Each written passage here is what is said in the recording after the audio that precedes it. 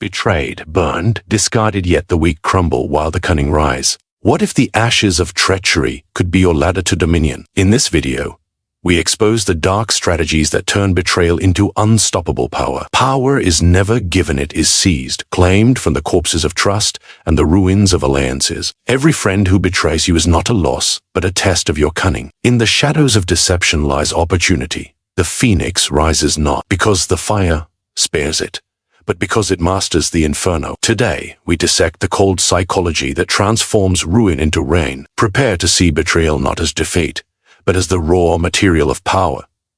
Betrayal, a word that tastes like ash in the mouth, yet hides a power few recognize. You have been wronged, perhaps by someone you called ally, friend, or confidant. The sting of deception is sharp, but what if I told you that sting is the rawest material of authority? That every act of treachery is a seed, waiting for the mind willing enough to transform it into dominion. History is littered with those who wept at betrayal and those who stood taller because of it. Consider Julius Caesar, stabbed by the hands he trusted most.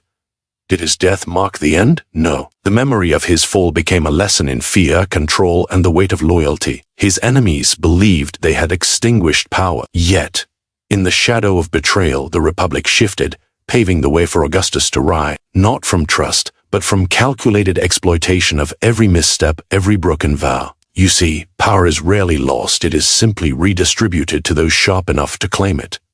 Now think about yourself. When someone deceives you, what is your instinct? Rage? Grief? Self-pity? These are the responses of the weak. They are emotional pyres that burn themselves alive, leaving nothing behind but smoke. The strong, however, recognize betrayal as an instrument, a tool to be reshaped and wielded. Ask yourself, can you see the advantage hidden within the treachery? Can you feel the possibility of turning your enemy's advantage into your own? Betrayal is a mirror. It shows who holds true power, who fears you, and who underestimates the depth of your resolve. Napoleon Bonaparte, in his ascent, understood this with ruthless clarity. He did not mourn the disloyal, nor curse them in whispers. He observed them, catalogued their weaknesses, and used the knowledge to restructure alliances. Every act of treachery became a blueprint, a map of human ambition, weakness, and desire. Do you see how simple it is? Those who betray reveal themselves far more than you could ever uncover on your own. The question is, are you paying attention? The psychological truth is undeniable. Humans are predictable in their self-interest. Those who betray do so not merely from malice, but for opportunity and fear. And in that act, they provide you with a compass. Who is willing to sacrifice loyalty for gain? Who is swayed by greed, pride, or envy? With this knowledge, you no longer walk blindly. You become the predator, and the betrayer, unwittingly, becomes your guide. But beware. Alchemy requires precision. You cannot act from anger, nor can you be hasty. Every step must be measured. Consider the Medici in Florence. Machiavelli himself observed their manipulations, noting that true authority emerges not from punishment alone, but from the careful transformation of betrayal into influence. When rivals plotted against them, they did not merely crush the conspirators, they redirected the chaos, elevating themselves and ensuring that every act of disloyalty only tightened their grip. Could you do the same? Could you see betrayal not as an obstacle, but as a scaffold upon which to build power unseen? The mind must become the crucible. Anger and despair are combustibles fine for spectacle, deadly for strategy. In contrast, observation, patience, and subtlety forge betrayal into a weapon. Imagine the possibilities. You uncover a rival's disloyalty, not with a public confrontation, but through quiet manipulation, turning their act against them. Alliances fracture where you desire. Loyalty is redirected, and all the while your own hand remains unseen, untainted, untouchable. The betrayer becomes an instrument of your design. Remember, power is never inherited, and trust is a currency rarely repaid. But betrayal is the gold that reveals the weight of hearts, the depth of fears, and the path to dominance. You do not simply endure it. You refine it, craft it, and deploy it. Every lie, every backstab, every whispered falsehood is potential. It is the raw fire from which your empire can rise. So ask yourself, will you let treachery break you, or will you let it teach you? Will you collapse into bitterness, or will you become something far more formidable than your betrayers ever imagined? The choice is yours, but the moment is fleeting. Those who master the alchemy of betrayal do not linger, they act. quietly, decisively, and with devastating effect. And now, having seen the fire for what it can become, you are ready for the next revelation. For betrayal is only the first spark. What comes next is how you use it to dominate not just a moment, but the very structure of power itself. But that, my friend, is the subject of our next insight. Power, true power, is never an emotional luxury. It is a cold, deliberate calculation, executed in the shadows where feelings are liabilities. Ask yourself, when you witness deception, betrayal, or ambition running rampant, do you react with outrage or with clarity? The answer determines whether you remain a pawn or become a player. Detachment is not indifferent. It is the sharpened lens through which the world's chaos becomes legible. Consider the rise of Queen Elizabeth I, surrounded by plots, assassinations, and the constant scheming of nobles. She never allowed fear or affection to dictate her moves. Every decision was measured, every loyalty weighed, every enemy catalogued. Her detachment was her shield and her weapon. Could you endure that same vigilance, controlling your impulses while others collapse into panic or grief? Humans are predictably emotional.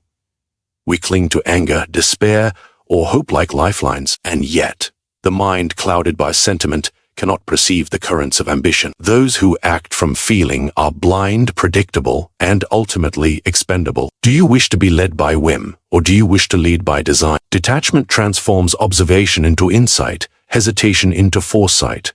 Take the example of Tsar Peter the Great of Russia. He famously feigned humility and tolerance while consolidating power, observing his court, cataloging weaknesses, and eliminating threats with surgical precision. His detachment allowed him to act as though he was merely reacting, when in truth, every move was orchestrated to solidify dominance. Could you learn to wield calm in the eye of turbulence while others drown in their emotions? That is the difference between survival and supremacy.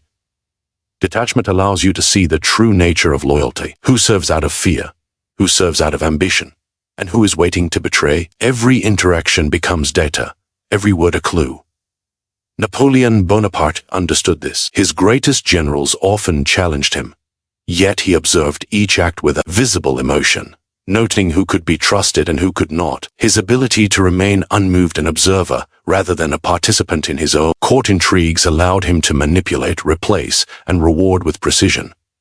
But detachment also requires self-discipline. It demands that you suppress instinctual responses to insult, fear, or desire. Can you watch a friend conspire against you and feel nothing but calculation? Can you hear rumors that would send others into a frenzy and instead analyze them for leverage? Those who master detachment convert what others perceive as weakness into the ultimate strength. Every emotional surge becomes predictable. Every human interaction becomes a chessboard. The psychological advantage is profound. Emotions cloud judgment. Detachment clarifies it. When you are detached, every betrayal, every favor, every alliance is examined for its potential benefit or risk. You no longer fight battles blindly. You pick the moment, the method, the weapon, and the audience. You are no longer at the mercy of circumstance. Circumstance bends to you, yet the world will challenge you. Others will mistake your restraint for passivity. They will test your patience, push your limits, and attempt to provoke outrage. Let them. Every attempt is another lens, revealing the contours of ambition, greed, and fear. Your calm is not weakness, it is strategy. Your silence is not submission, it is preparation. The detached mind sees what the impassioned cannot.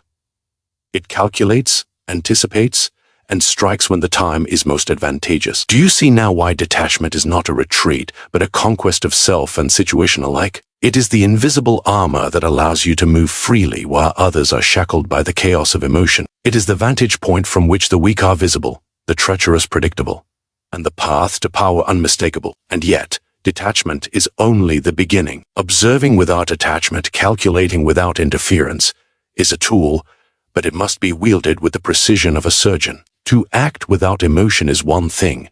To transform that clarity into dominance is another. Can you maintain your distance, even as the world presses close? Can you turn observation into manipulation and restraint into absolute authority? The question you must answer is this: Will you let your feelings dictate your moves, or will you rise above them, seeing every threat and every opportunity with unblinking clarity? Those who master detachment are not merely survivors, they are orchestrators of the very forces others believe are uncontrollable. And now, having honed your mind to observe without interference, you are poised to discover the next layer of power, how calculated retaliation turns observation into unstoppable influence. But that revelation waits in the shadows, and it will demand everything you have learned here before it reveals itself. Revenge is a human impulse, raw and blinding, yet power is never seized in the fog of emotion. Ask yourself, when wronged, do you lash out blindly, or do you wait, patient, until the moment is perfect? The difference between ruin and ascendancy lies in timing, in calculation, in the art of retaliation executed with cold precision. History offers countless lessons for those willing to observe. Consider Emperor Augustus. Assassination plots, betrayals among allies and rivals who coveted his throne surrounded him at every turn. He did not strike in fury. He did not reveal weakness. Instead, he waited. He observed, and when the moment aligned with his strategy, every enemy fell with methodical inevitability. He understood that a miscalculated strike feeds chaos. A well-planned one consolidates power. Can you see the value in patience, in turning emotion into strategy? Retaliation, when properly executed, is not merely punishment. It is a message, a demonstration of consequence that reshapes behavior without exposing vulnerability. The Medici of Florence mastered this principle. Enemies and traitors were not only removed, their removal served as a lesson, a warning, a psychological imprint on the minds of all who watched. Do you wish to inspire fear, respect, or obedience? Retaliation is the crucible through which influence is forged, but only if the fire is controlled, not wild. Consider the psychological mechanics. Humans react predictably to loss, embarrassment, and injustice. Anger clouds judgment, pride blinds reason, and fear magnifies perceived threats. The calculated retaliator uses these tendencies as tools. A betrayal that would provoke a rash response in most becomes an opportunity for leverage in your hands. Who overestimates themselves? Who acts before thinking? Who can be manipulated through shame, isolation, or subtle coercion? Every slight, every insult, every act of treachery becomes a dare set if you are detached enough to observe. But beware, the timing of retaliation is as crucial as the act itself. Strike too early, and you reveal your hand, inspiring counterplots and strengthening your enemy's resolve. Strike too late, and the opportunity dissolves, leaving the act impotent. Julius Caesar faced betrayal at the hands of Brutus and others, yet the chaos following his assassination reshaped Rome entirely. His enemies believed they had acted decisively. Instead, their overconfidence paved the way for a new order under Augustus. Timing turns revenge into power, but only if wielded with intellect, not impulse. Retaliation is also an instrument of perception. To act with precision ensures that others see your authority as inevitable, your influence as unchallengeable. Take Napoleon Bonaparte. Each calculated strike against generals, politicians, and rivals was less about personal vengeance and more about demonstrating control. Every victory in strategy, every defeat imposed on others, communicated a message that transcended the immediate act. Can you imagine the psychological leverage of being the one whose response are feared, whose wrath is respected, whose decisions are unassailable? That is the essence of calculated retaliation. Moreover, the act of striking strategically transforms betrayal into currency. The hand that delivers punishment, not in fury but in careful execution, reconfigures power dynamics. You do not merely retaliate, you dictate terms, reshape alliances, and force compliance. Even those untouched by your immediate action recognize that the consequences of opposition are precise, inevitable, and psychologically crushing. Who will challenge you when the cost is so exacting, so deliberate, and so unavoidable? And yet, mastery demands restraint. A leader who overindulges in retaliation becomes predictable, fear for the wrong reasons, and eventually undermined by their own excess. The art is to act with the elegance of inevitability. Do you see it? Your retaliation must feel not like passion but like law, silent, impartial, and unstoppable. This is how influence grows from what others perceive as justice, even when it is calculated control. So, you must ask yourself, When wronged, will you react like the impulsive, blinded by emotion, or like the strategist, converting every slight into an instrument of dominance? The difference is not moral, it is tactical. The world rewards the patient, the observant, the detached mind that strikes with inevitability. And now, having understood the power of calculated retaliation, you are ready to see how reputation itself becomes the next battlefield. For retaliation is only the sword. Perception is the shield and the crown, shaping the very way the world bends to your will. But that revelation waits in the shadows, and only those who have mastered patience and precision will wield it effectively. Power, my friend, is rarely secured through deeds alone. It is the perception of those deeds that commands influence. Ask yourself, what is more feared, the hand that strikes, or the shadow of the hand that could strike? Reputation is not a reflection of truth, it is a weapon, a currency more valuable than armies or gold. And like any currency, it must be minted, guarded, and spent with precision. Consider Alexander the Great. His conquests were extraordinary, yet his reputation spread faster than his armies ever could. Tales of his ruthlessness, his cunning, his unmatched strategy were whispered across cities and nations. People feared his name before they saw his sword. Reputation amplified power, turning perception into inevitability. Do you see the lesson? It is not enough to act. You must ensure that every action resonates beyond the moment, shaping how others think, react, and obey. Reputation is the lens through which all others view your authority. If they perceive you as weak, they will test you. If they perceive you as ruthless, cunning, or brilliant, they will bend, hesitate, and even submit before a confrontation arises. Consider the Medici family. They ruled Florence not merely through wealth or political maneuvering, but through the careful construction of image. Every alliance, every act of patronage, and every quiet act of intimidation reinforced a perception of unassailable influence. Can you imagine wielding such subtle, yet unrelenting control over those who believe they stand on equal ground? The psychological truth is simple. Humans are guided as much by fear and admiration as by fact. You can be powerful and unknown, but unknown power is irrelevant. To control, you must cultivate visibility without vulnerability, presence without exposure. Napoleon Bonaparte understood this with ruthless clarity. His victories were enhanced not only by strategy, but by the myth he cultivated, the image of genius, inevitability, and dominance. Every whisper of his triumph, every exaggeration of his cunning, became part of the currency of fear. What price would you pay to be remembered as unstoppable? Reputation is also an anticipatory weapon. When allies and enemies alike understand the weight of your name, they act according to your narrative before you move. A single carefully spread story, a display of calculated generosity, or a subtle hint of wrath can manipulate entire factions without the lifting of a sword. The effect is psychological leverage, invisible yet absolute. Ask yourself, could you make the world obey not through direct force, but through the anticipation of force, the mere suggestion of power? But currency can be devalued. A careless word, an unguarded action, or a public display of weakness diminishes influence immediately. Consider the Roman emperors who faltered in image. Nero, indulgent and erratic, allowed perception to outweigh reality. Fear turned to mockery, and mockery to rebellion. Reputation, once tarnished, is difficult though not impossible to restore. Do you understand that the careful management of how others perceive you is a battle in itself, requiring vigilance as unrelenting as any military campaign? The art of reputation is also the art of contrast. Observe how history remembers those who controlled perception. Leaders are lauded for decisiveness, even when their choices were dictated by circumstance. Ruthlessness is admired when framed as inevitability, cruelty tolerated when cast as necessity. Do you see the subtlety? Influence is rarely about truth. It is about the story others are told about you, and the story can be sculpted, refined, and weaponized. This is why reputation is currency. It can be spent to open doors, close threats, and manipulate allegiances. It can be borrowed, leveraged, or invested strategically.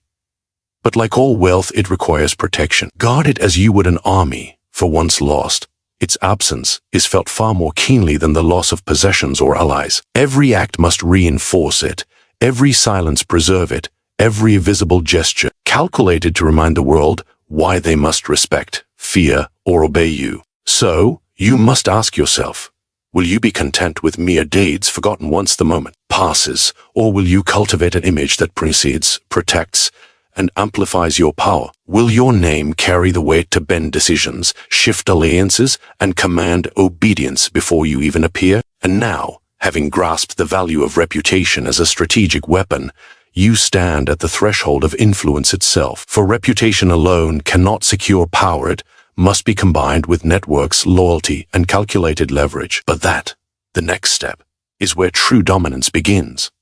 And it waits just beyond this revelation, poised to show how alliances and shadows transform perception into unchallenged authority. True power rarely announces itself in sunlight. It thrives in shadows, woven through unseen hands, whispered words, and alliances invisible to the casual observer. Ask yourself, how many battles are won not with swords, but with secrets? How many empires rise because one mind manipulates the currents of influence while others scramble blindly? The network of shadows is the architecture of control, the hidden grid through which dominion is extended without exposure. Consider the rise of Cardinal Richelieu in France. He wielded influence not merely through office or decree, but through a web of spies, informants, and discreet alliances. Every faction, every noble, every rival was catalogued and subtly guided. No one ever saw his full hand, yet everyone felt the pressure of it. That is the essence of the network, unseen, omnipresent, and strategically lethal. Could you operate in such a way, where your reach extends far beyond your visible presence? The psychology behind this is clear. Humans trust what they see and fear what they cannot. A direct confrontation can be resisted, even defied, but influence exerted subtly, through intermediaries, through manipulation of perception, is far more insidious. It guides decisions without apparent coercion, shapes opinions before awareness, and aligns actions with your strategy before anyone realizes they are being influenced. Do you see how terrifying and yet elegant such control can be?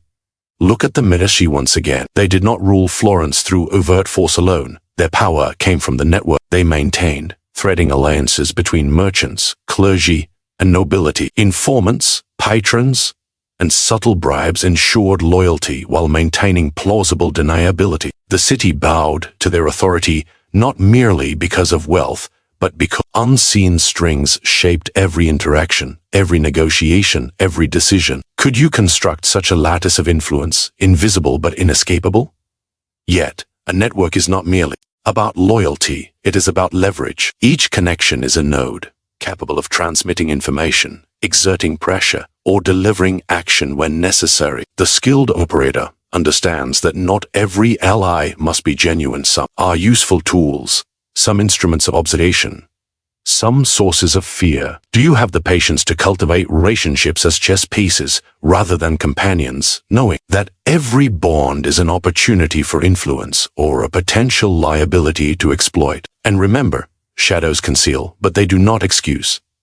A network poorly managed becomes a liability. Information can leak, alliances can fracture, and enemies can manipulate your own structures against you. Tsar Peter the Great understood this danger, yet thrived by monitoring every facet of his court. Spies, envoys, and carefully placed advisors ensured he saw threat before they emerged, giving him the edge in both war and politics. Control requires constant vigilance. Power is not granted.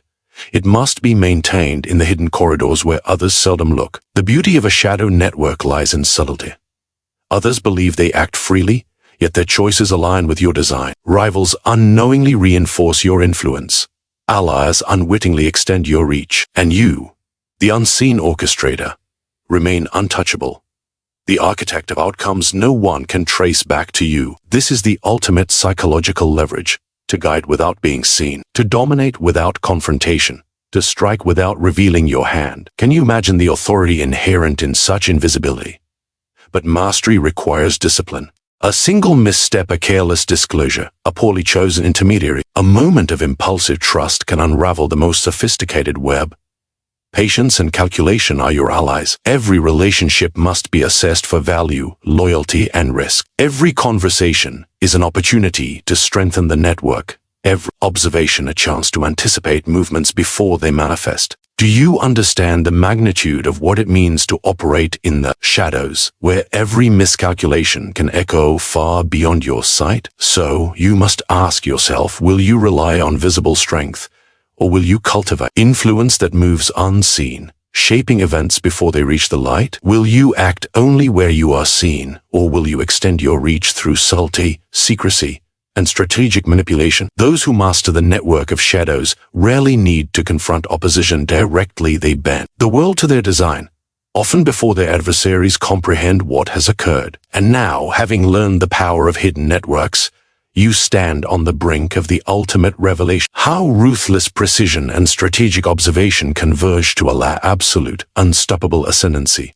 But that, the final layer, waits in the shadows beyond this segment, ready to teach you how to turn influence into domination that no one can resist and no one can counter. The ascent to power is not a flurry of luck, nor a mere response to opportunity. It is a deliberate, calculated climb, executed with relentless precision. Ask yourself, do you stumble forward, hoping chance will favor you, or do you craft every move with the inevitability of a conqueror? True authority is not seized hastily, it is built meticulously, like the walls of a fortress or the strategy of a battlefield. Consider Genghis Khan. His rise was not fueled solely by brute force. Every conquest, every alliance, every act of calculated terror was part of a larger, meticulously planned design. He struck where others were unprepared, exploited rivalries with surgical accuracy, and engineered loyalty through both fear and reward. Every move reinforced the last, creating a momentum that seemed unstoppable. Could you operate with such ruthlessness and foresight, transforming chaos into an empire? The psychology of precision is profound. Impulsiveness invites error. Hesitation allows rivals to advance. Yet every calculated step signals inevitability. Humans instinctively respond to momentum. If they perceive your ascent as deliberate, unerring, and unstoppable, they hesitate, submit, or align themselves with your progress even before you demand it. This is the power of ruthless precision. It bends the wills of others without visible coercion. Can you see how patience, timing, and exactitude can turn the world itself into an instrument of your authority? History is littered with examples of failed ambition leaders whose potential collapsed under impatience or imprecision. Napoleon Bonaparte, despite his genius, occasionally faltered when logistics and timing were ignored. Yet when he struck with meticulous planning, his victories were breathtaking in both scale and psychological effect. Each decisive action amplified his reputation, sowed fear, and reshaped alliances. The lesson is clear. Precision multiplies influence, while recklessness erodes it. Will you be reckless, or will you ascend with calculated inevitability? Ruthless precision is also about preparation. Alexander the Great did not simply march into battle hoping to win. He studied terrain, anticipated enemy movements, and manipulated perception to sow confusion. Every detail mattered, from supply lines to morale, from misinformation to timing. When his army moved, it was not chaos, it was orchestration. And when he struck, it was not a gamble. It was a conclusion that had been engineered long before the first clash of swords. Do you prepare with such meticulous care, or do you rely on the illusion of instinct and courage? Precision is not merely operational, it is psychological. Your adversaries, allies, and observers are constantly measuring your intent. Any hesitation, any misstep, any visible uncertainty can be weaponized against you. The cunning rise by controlling not only their actions but the perception of inevitability. Every calculated decision sends a signal. You are deliberate, unstoppable, and aware. Those who recognize this instinctively yield, align, or fear. What value would it hold if your movements became so exact, so ruthless, that resistance itself seemed futile? Yet precision is meaningless without ruthlessness. Timing, observation, and strategy must converge with a willingness to act decisively, even mercilessly. Queen Elizabeth I, facing threats from both domestic and foreign enemy, combined her meticulous planning with a readiness to strike decisively. Her calculated executions, strategic marriages, and political maneuvering ensure that threats were neutralized before they could crystallize into real danger. Do you possess the courage to act when the moment demands not deliberation, but irrevocable consequence? The ultimate rise is therefore both science and art. Science in the calculation of timing, resources, and strategy. Art in the execution that appears inevitable, almost effortless, to those observing from the outside. You do not merely climb, you orchestrate an ascent so precise that the word itself seems complicit in your rise. Every betrayal becomes a lesson, every alliance a tool, every hesitation a misstep for others. while you move steadily forward. So ask yourself, will you ascend like the blind, chasing opportunity, or like the master, commanding every step, every action, and every perception? Will your rise be a fluke, or a force as inevitable as night following day? Those who combine ruthlessness with precision do not merely achieve power, they reshape reality itself, bending fortune, fear, and loyalty to their design. And now, having seen the path to ascendancy in its cold, calculated clarity, you are ready for the final understanding how to integrate all these principles: betrayal, detachment, retaliation, reputation, and shadow networks into an unassailable framework of absolute dominion. But that ultimate synthesis where strategy becomes inevitability, wait, just beyond this revelation, poised to transform knowledge into unstoppable authority. Power is not won in plain sight. It is cultivated in silence. It thrives where others are blind, where trust is a weapon, and perception is the chain that binds. Every betrayal you endure is a tool. Every alliance is a lever. Every enemy is a mirror of your next move. Do you react, or do you observe? Do you stumble in anger, or rise with ruthless precision? The world is pliable for those who see the strings before others do. Influence is never forced, it is guided, subtle and inevitable. The hands that pull are rarely seen, yet the outcome is unquestionable. Remember, emotion is weakness. Patience is power. Calculated action is dominion. The moment you master the art of shaping minds while leaving them unaware, you step beyond ordinary control. You become the architect of human behavior itself. Now, the question is, will you let this knowledge fade, or will you act? Comment below with your thoughts, strategies, and insights. Subscribe for more Machiavellian strategies to bend the world to your design. Share this video, let others witness the shadows in which power truly moves.